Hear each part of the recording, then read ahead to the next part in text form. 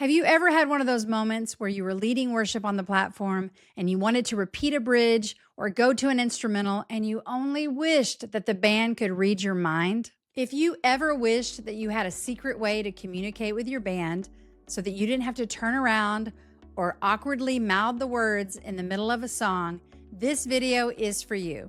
Maybe you've been in a situation where you wanted to shift gears, but you didn't have a music director who could anticipate your next move, and you didn't have thousands of dollars to invest in a microphone that had a talkback button. We've all been there when the lines of communication get crossed and there's confusion, and what happens?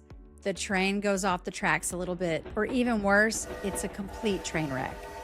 In this video, I'm giving you the full guide to worship leader hand signals that will help you lead with confidence and flow without breaking the moment. Why does this matter? We use hand signals to help our teams stay together with minimal distraction. It also helps you communicate without shouting or pulling your focus away. The first hand signal is for intro. Now, we don't really use this very much because the intro is what it is. It's the intro of the song, and we don't usually repeat that later on. Now, there are times that we want to extend the intro, and so we would just use the repeat signal that I will show you later to extend that intro in case we're sharing a scripture or we're setting up the song. The next hand signal is for verse. This one's pretty self-explanatory. It's one finger pointed up, verse 1, 2 fingers for verse 2, 3 fingers for verse 3, and so on. But if your team uses the Nashville number system and you're also calling out chords at times, you don't want there to be confusion with verse 1 and the 1 chord or whatever it might be. So you want to do something different to distinguish between those two. So I usually hold up the 1 if I want them to go to the 1 chord, but I'm also mouthing the word 1. That's easier for them to see, and it will distinguish if you're going to verse 1 or the 1 chord. The next signal is for chorus, and it's most commonly done with a C shape. And now if you want to build the chorus, then you would communicate that with a little more of an intense C, or a down chorus, bring your hand down to show that you want the chorus to be more intimate and soft. Now, a lot of songs have pre-choruses, and this can be tricky because there really isn't a sign for pre-chorus. So you pretty much have to just make up something on your own, whatever works for you. Just make sure it looks very different than the other signals that you have. So you can use an X symbol, but just be very clear to your team what the sign is for pre-chorus. Another important hand signal for worship is the bridge. Now, a lot of people like to use this for the bridge because it looks like a bridge. Understandable, but it also looks like a C. And if you're using a C for chorus and you're in the middle of worship and you throw out this bridge sign, from a certain angle, it could be confused as chorus. And the last thing you want is one person or the whole band to go to the chorus and you're going to the bridge. So you want to make sure they look completely different. I've also seen this for bridge, and none of those are wrong, but they could be harder for some people to do. It's hard to coordinate that. So you want something that's simple for people to do in the worship moment. So my suggestion would be to do a lowercase b for bridge that looks like this, fingers together, not an OK, but fingers together. And the reason for this is because your hands are usually already up or out like this, and then you can easily put these 2 fingers together and create a B. So that's my suggestion. You can do what you want, but just be careful if you're doing this to make sure it's very clear that it's not a C so that they don't go to the chorus. Another signal is for instrumental. So this means you just want the band to take the lead, whatever they're playing, to keep playing that, but it's going to be without vocals. So you can use piano fingers for that. What I like to do is sometimes just briefly turn around and I just point to the band. I just swipe my finger across to the band and lets them know y'all take it. So you can do either one of those, whatever works for you, but you need to let them know that so that the music director can call out an instrumental so the vocalists don't keep singing. Another important hand signal is the repeat a section or loop signal. And we do this by circling our finger like this. So in other words, you're saying, keep doing whatever it is you're doing right now in this moment. So if they're doing a chord progression, then keep doing that progression. If they're doing a chorus, keep doing the chorus. This is really great in spontaneous moments and flow moments where you didn't really rehearse this and you're just letting them know, just keep doing what you're doing. Especially if you want to talk over a section, it's great to use this to make sure they know, don't go somewhere else, just stay where you are. Then we have the hand signal for tag, and it's, you guessed it, the pinky. Now, some people like to do tag this way, but again, in the moment, it could be confused with the one chord or verse 1. So the pinky is the best if you want to tag something. And then the last song section hand signal is to end the song, and we use a fist for that. This is very important to make sure we give this with enough time so they can prepare, especially if there's a retard at the end and they need to slow down. We need to give them the leeway to prepare for that, especially if it's something we didn't practice. We did an extra couple of choruses and now we're ending. We give them enough time to know this is the last chorus so that they can prepare. There are also some dynamic hand signals that you can use. When you're wanting everything to drop out and it to be a cappella, then you can use this motion, cutting your hand across horizontally.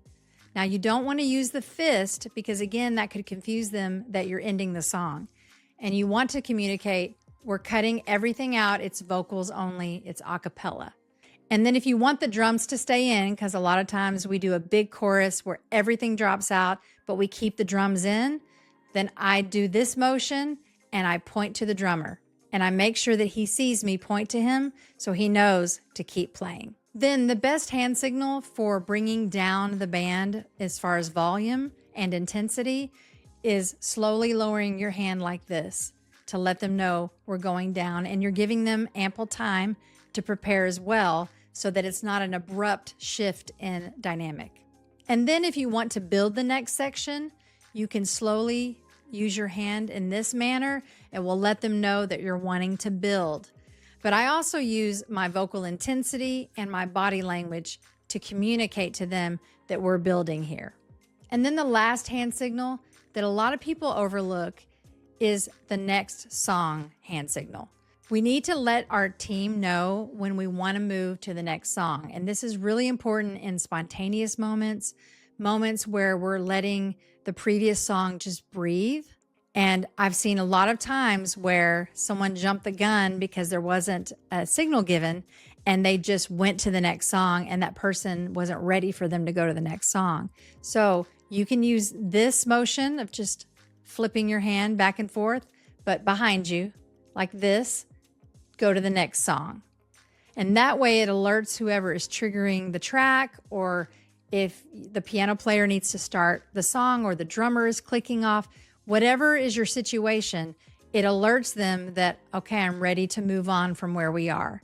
So there you go. Those are the hand signals that I use to keep my team moving in the same direction in unity. Now, if your team's been together for a long time, or maybe you have a music director who you've served with a lot and you've built trust, then you're able to flow better together and read each other and walk through moments seamlessly without even saying a word. But there are some moments and times when you need to have a language that you can communicate, especially if you're not using tracks or if you don't have a music director. And especially if you're a church with multiple worship leaders or different campuses, when you have a shared hand signal language, it's going to help you stay on the same page and y'all are going to have more unity and flow across the board. Let me share some quick tips with you to make sure that they actually work in the service.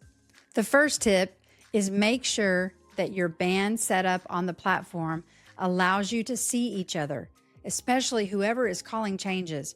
Or if you don't have a music director, then most likely it's the piano player. If there's an instrumentalist or a vocalist or a piece of equipment that is keeping the MD from seeing you, make adjustments so that you have a clear line of sight.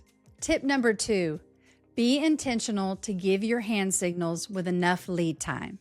So many times I see worship leaders throw up a last-second signal expecting the band to transition smoothly, but it's too late for them to adjust. And especially if the next section starts on a different chord, they need to be able to see the signal, prepare, and implement. So make sure that you're practicing your timing when you're giving hand signals. Tip number 3, encourage your band to memorize their music as much as possible so they can have their heads up and stay aware even while they are worshiping. I know I've been leading a song where I held up a hand signal and the music director did not respond, which let me know he did not see it. So I kept the hand signal up until he made the change. Now, if you don't have a music director, then whoever needs to know what's coming next, you can quickly glance at them, make sure that they're looking up at you, and then give them the signal quickly. Here's another quick tip. Be very confident and intentional with your hand signals. So hold them up at a level where everyone can see them, but not so high that it's distracting. Be a leader that's easy to follow because you're intentional with your communication, either physically or verbally. Keep in mind that if you're a worship leader who's an instrumentalist and you're playing the piano or the guitar, your hands are going to be busy most of the time. You may need to rely more on vocal cues for sections like the bridge and the chorus where you can sing a line of what's coming up, and then periodically use hand signals for other sections where you can't use a vocal cue like instrumental or loop or repeat that. Now, you may already be using hand signals in your church service, and they may be different than the ones I share today, but I want to encourage you to look at the hand signals you're using and make sure they're clear, that they're not confusing or hard to see. Start implementing these a little at a time and train your team to know what these signals look like and what they mean. Also train the vocalist so that everyone knows the same language, anyone can lead, and you're all moving in the same direction. And if you want to take this a step further, check out my video on how to have the best vocal rehearsal for worship. I'll teach you how to lead your vocalist with the same clarity and intention as your band. Thank you so much for spending time with me today. I know there's a lot of videos that you could watch, and I really appreciate that you stayed till the end of this video. Make sure you like, comment, and subscribe to this channel for more practical leadership tips. And if I missed anything, or you have a specific question about your situation, leave a comment and I'll help you the best that I can. You are empowered and you are equipped to do everything that God's called you to do. I'll see you in the next video.